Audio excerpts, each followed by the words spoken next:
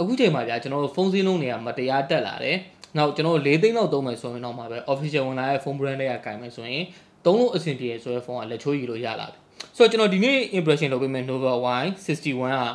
official ဝင်လာတဲ့ brand တွေကလည်းဖြစ်တယ်သူ့ရဲ့ဈေးနှုန်းက3,890,000ပဲရှိရယ်နောက်ခုနကျွန်တော်ပြောလိုမျိုးပေါ့နော်300ကလည်းတိတ်မဆိုးလောက်ဆိုတော့ဒီကောင်ကိုကျွန်တော် impression တစ်ခုအနေနဲ့ဘယ်လိုမြင်လဲဆိုတော့အဲ့အရာကိုမပြောခင်ကျွန်တော် unboxing လေးအရင်ကြည့်လိုက်အောင်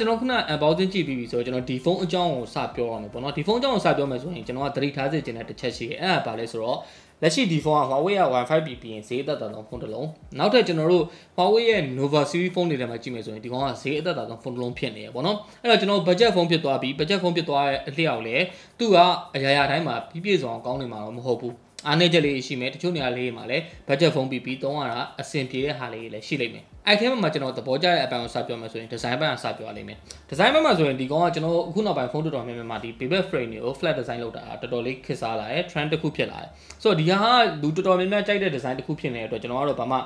တိတ်ဒီ flat design နဲ့ပတ်သက်ပြီးတော့မပြောချင်တော့ဘူးဒါပေမဲ့ကျွန်တော်တစ်ခုပြောချင်တာရှိတယ်ဒီနောက်ဘက်ကသူ star effect ပေါ့နော် star effect ကကျွန်တော်ဘယ်လိုမျိုးလဲဆိုတော့ဒါဗီဒီယိုထဲမှာကျွန်တော်ပြခတ်တယ်မျိုးလုံးနဲ့မြင်သာအောင်ပြောမယ်ဆိုရင်ဗျာကျွန်တော်ညဘက် light pollution ပေါ့နော်အလင်းရောင်တဲ့နေရာနဲ့ကောင်းကင်ကိုမောကြည့်လိုက်မယ်ဆိုရင်ကျယ်တွေအများကြီးမြင်ရတယ်ဆိုတော့အဲ့လိုခံစားချက်မျိုးဒီကောင်ကဒီကြောဘက်မှာအဲ့လိုမြင်ရတဲ့ပုံစံပေါ့နော်ခံစားချက်မဟုတ်အဲ့လိုမြင်ရတဲ့ပုံစံတစ်ခုတော့ကြောဘက်မှာထည့်ပေးထားတာပြီးတော့အယောင်3အောင်ထိုးထားတယ်ဒီအယောင်3အောင်လုံးကလည်းသူ့အထိပ္ပယ်နဲ့သူရှိရပေါ့နော်ဒါပထမဆုံးကျွန်တော်ကန်ထားတဲ့ဒီ impression လုပ်ပေးနေတဲ့ဒီ sapphire blue ဆိုရင်တော့ gemstone တစ်ခုရဲ့ inspire ကိုယူထားတာပေါ့နော်နောက် midnight black ကခုနကကျွန်တော်ပြောရတဲ့ဒီညဘက်ကောင်းကင်ကိုကြည့်လိုက်တဲ့အချိန်မှာကျယ်လေးအများကြီးမြင်နေရတဲ့ပုံစံကိုသူက inspire ယူထားတာနောက်ပြီး mint green ကြတော့သူက natural ဆန်နဲ့သဘာဝအရန်ဆန်နဲ့အစိမ်းရောင်ဘက်ကိုသူက inspire ယူထားတာဆိုတော့သူ့3ရောင်လုံးမှာသူ့အထိပ္ပယ်နဲ့သူရှိပြီးသားပေါ့နော်ပြီးတော့ဖုန်းရဲ့အထူက 8.94mm အလေးချိန်188 gram ဆိုတော့ပေါ့တယ်နောက်ပြီးတော့အရင်ထူရဲ့အထဲမှာတော့မပေါဘူးပေါ့နော်လက်ထဲမှာကိုင်းရတာ hand feeling ကတက်တာတော့ဖြစ်တယ်ပြီးတော့ camera band နေရာမှာတော့ဒီ cap လေးလုပ်ပေးထားတယ် cap လေးကကျွန်တော်တခြားဖုန်းတွေဆိုရင်ဒါ camera band တီးတက်ထုတ်လိုက်တဲ့အခါကျတော့ဒီနေရာမှာဖူးထွက်နေတာဟာကြီးကတိတာသွားတယ်သူကဒီကနေ cap လေးလုပ်ပေးလိုက်တဲ့အခါကျတော့ကင်မရာဘန်ကထွက်တယ် Huawei ကလူလဲချတာပေါ့နော်ဒါပေမဲ့အရင်ထွက်နေတဲ့ပုံစံမဖြစ်သွားတော့ဘူးအဲ့ဒီချက်ကတော်တော်လေးမဆိုးဘူးပေါ့နော်ဒါပေမဲ့တခုရှိတာကသူဒီကင်မရာလေးအောက်နေရာလေးကိုကျွန်တော်တို့အမဲရောင်သုံးချလိုက်တယ်အမဲရောင်သုံးချလိုက်တဲ့ဟာကျွန်တော်စိတ်ထဲမှာနည်းနည်းလေးစနိုးဖြစ်သွားစေတဲ့တစ်ချက်ရှိတယ်အဲ့ဒါဘာလဲဆိုတော့ဒီလိုမျိုးအပြာနဲ့အမဲဖြစ်သွားလိမ့်မယ်နောက်ပြီး mint green ဆိုရင်အစိမ်းနဲ့အမဲဖြစ်သွားလိမ့်မယ်ပေါ့နော်အရောင်နည်းနည်းညှိရတာနည်းနည်းလေးခတ်သွားလိမ့်မယ်ဒါပေမဲ့ midnight black မှာကျတော့အမဲနဲ့အမဲဖြစ်သွားတဲ့အခါကျတော့ကျွန်တော်အထင်ပြောမှဆိုတာ Nova Y61 မှာအမဲရောင် midnight black ကတော်တော်လှလိမ့်မယ်ဗျဆိုတော့လှရတယ်အရင်ပြောနေရဆိုတော့ဒါကြီးရဲ့သူနဲ့ကျွန်တော်နဲ့ကလည်းအမြင်တူချင်းမှတူမှာပေါ့နော်လူတကူအကြိုက်ဒီမျိုးဆိုတော့ဒါမတူတာလည်းပြဿနာမရှိဘူးအခုကြည့်နေတဲ့သူဆိုရင်တော့ဒီအယောင်3အောင်ထဲမှာဘယ်အယောင်သဘောကျလဲဆိုတော့ကျွန်တော်ကို comment မှာဆွေးနွေးပြလို့ရတယ်ပြီးတော့စကားမဆက်ပေါ့နော်သူကဒီ side mount fingerprint ကိုတုံးပေးထားတယ်အဲ့အတွက်ကြောင့်ဒီနောက်ကျောဘက်ကလှတဲ့အလှပို့ပြီးတော့ပေါ်လွင်သွားတယ် display ပဲလဲမယ်ဆိုရင်ဒီကောင်က 6.52 inches IPS LCD ကိုပဲတုံးပေးထားတယ်အားနည်းချက်ကလေးရှိပါတယ်အဲ့ဒါ water notch ကိုပဲတုံးပေးထားတယ်နောက်ပြီးတော့ဒီကျွန်တော် budget phone ဖြစ်နေတဲ့အတွက် 1080p ပြီးတော့မရဘူး HD+ resolution ကိုပဲကျွန်တော်တုံးပေးရမှာပေါ့နော်နောက်တစ်ချက်ကကျွန်တော် high refresh မပါလာဘူး brightness ကတော့အဆင်ပြေဗျတခုကောင်းတာသူ brightness level ကို4900ကနေပြီးတော့10,000အထိ adjust လုပ်ပေးထားရဲဆိုတော့ကျွန်တော်တို့ ambient light ပေါ်မူတည်ပြီးတော့ auto brightness ကို adjustment လုပ်တဲ့အခါမျိုးမှာအရင်ကြီးရုပ်တရက်လင်းနေရနေမှောင်သွားတာမျိုးမှောင်နေရနေလင်းသွားတာမျိုးမဖြစ်တော့ဘူးပေါ့နော်တဖြည်းဖြည်းကျသွားတဲ့ဒီ brightness adjustment ဟာ smooth ဖြစ်တယ်တကယ်လည်းပြောမှဆိုပြဒီကောင်ရဲ့ brightness ကနေအောင် out တက်ကြီးသုံးတာမျိုးမဟုတ်ဘူးဆိုရင်တော့အဆင်ပြေရပေါ့နော်ဒါပေမဲ့ကျွန်တော်တခုစဉ်းစားမိတာသူ့မှာhigh refresh rate ထည့်ပေးဒါမှမဟုတ် 1080p resolution ဆိုတော့ဒီကောင်ကဒီထက်တော့ပို့ပြီးတော့သဘောကျဖို့ကောင်းလိမ့်မယ်အဲ့တော့ဒီဖုန်းနဲ့ပတ်သက်ပြီးတော့ performance ပိုင်းကိုကျွန်တော်ဘာကြီးလောက်ထားလဲဆိုတော့ Game X5 ကိုတိုင်းထားတယ်နောက်ပြီးတော့ Mobile Legends ကိုစမ်းဆော်ထားတယ်ဆိုလိုချင်တာကဒီဖုန်းမှာဒီလောက်ပဲသွားစေချင်တဲ့သဘောပေါ့နော် Mobile Legends ထက်ပိုမြင့်တဲ့ game တွေကိုကျွန်တော်မဆော့စေချင်တဲ့သဘောပေါ့နော်အဲ့တော့ကျွန်တော် Game X5 ကိုဆော့စမ်းထားတော့ဆိုရင်ဒီကောင် single course ကို296နဲ့ multi course ကို1389ဒီရရပေါ့နော်နောက်ကျွန်တော်တို့ Mobile Legends မှာဆိုရင်ဒီကောင်က refresh rate ကို graphic ကိုနှစ်ခုစလုံးမှာ high ထိရတယ်high ကိုမှကျွန်တော်4နိုင်လောက်ထိထိုင်တဲ့ Mobile Legends ဒီအပိုင်း soft ဖြစ်တာနဲ့ထိုင် soft ဖြစ်တယ်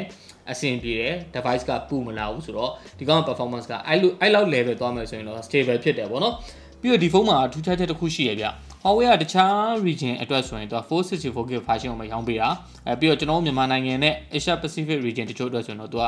664GB version နဲ့လာမှာပေါ့နော်ဒါပုံမှန်ဖုန်းတစ်လုံးအတွက်ဆိုရင်တော့တိတ်ပြီးမထူးခြားဘူးပေါ့နော်ဒါပေမဲ့4သိန်းအောက်ဆိုတဲ့ဖုန်းတစ်လုံးအနေနဲ့ကျွန်တော်ကြည့်မယ်ဆိုရင်အခုချိန်မှာ chipset ကိုအရန်အကောင်းကြီးမရနိုင်တော့ဘူးအဲ့လိုချိန်မှာကျွန်တော် RAM 6GB ပါလာတာကဖုန်း300တာတိတိတတ်တာပို့ပြီးတော့တွတ်သွားစေတယ်တကယ်တမ်း budget ဖုန်းတွေမှာဗျာကျွန်တော်သဘောကျတဲ့ UI တခုရှိရဲအဲ့ဒါ EMUI က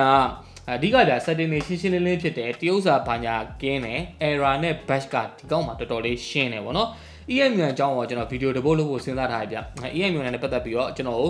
သိချင်တဲ့ဟာမှတည်းများဒီဗီဒီယိုအောက်မှာမေးပေးသွားလို့ရတယ်ကျွန်တော်နောက်တစ်ပတ်လောက်ဆိုရင်တော့ EMUI ရဲ့ဗီဒီယိုလေးတစ်ပုတ်လာဖို့ရှိရပေါ့နော်ဒါကြောင့်ညာဝင်တာကင်မရာပိုင်းမှာသူက triple camera set တဲ့ main sensor 50 megapixel aperture f1.8 နောက်2 megapixel macro နောက်2 megapixel depth sensor ကိုပဲသုံးပေးထားတာပုံထွက်တွေကဘယ်လိုနေလဲဆိုတော့ natural sun ဘက်ကိုပို့ရောက်တယ်ကျွန်တော်ရိုက်လိုက်တဲ့ပုံထွက်တော်များများ soft ဖြစ်တယ်ဗျကျွန်တော်အဲ့အကြောင်း social media ပေါ်တင်မယ်ဆိုရင်ဒီကောင်းစီကထွက်လာတဲ့ result တစ်ခုကိုတန်းတင်တာထက်ကျွန်တော်ကတော့ edit လုပ်နိုင်ရင်တော့ပိုကောင်းနိုင်မယ်လို့ထင်တယ်နောက်ကင်မရာ features တွေကတော့တော်တော်လေးစုံတယ် Huawei ဖုန်းဖြစ်နေလို့လားတော့မသိဘူးအဲ့ကင်မရာ features ကတော့သူ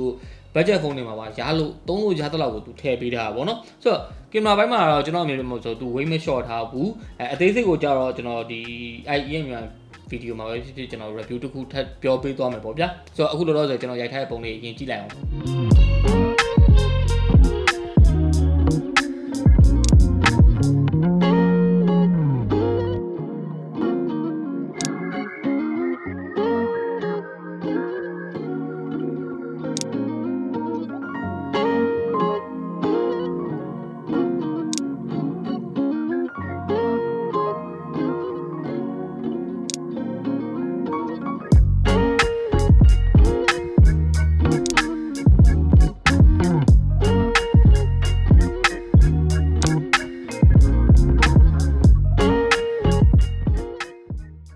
ကျန်တဲ့ဘက်မှာဆိုရင် audio နဲ့ battery audio ကတော့ပြေးမကြည့်နဲ့ဒီဈေးမှာ official ဝင်လာတဲ့ brand ဆိုရင်ကျွန်တော် mono speaker ပဲရမှာနောက် mono speaker ဒီကောင်ရဲ့ loudness ကဘယ်လိုနေလဲဆိုတော့တော်တော်ကျယ်တယ်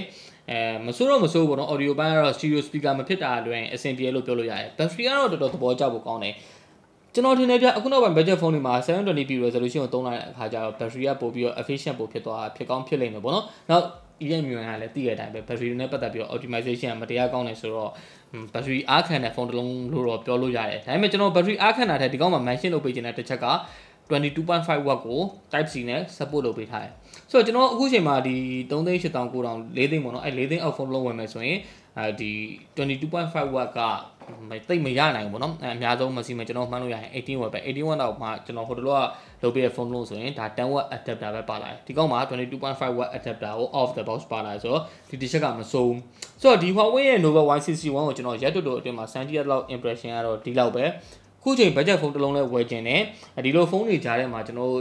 official brand တွေကလည်းဖြစ်မယ်ဆိုရင်တော့ဒါဒီဖုန်းကတခြားပေါက်ထည့်စင်းသားရမယ်ဖုန်းတစ်လုံးတိုးလာပြီလို့ပဲပြောရင်အဆုံးထိကြည့်ပြတော့ကျေးဇူးအများကြီးတင်ပါတယ်ကျွန်တော်ရဲ့ဗီဒီယိုကိုကျွန်တော် YouTube မှာစောပြီးကြိုပြီးတင်နေရှိပါတယ်ဆိုတော့ကြိုပြီးစောပြီးကြည့်ကျင်တယ်ဆိုရင်ကျွန်တော်ရဲ့ YouTube channel ကို subscribe and notification လေး on ထားပြီးလို့လည်းရပါတယ်ဗျ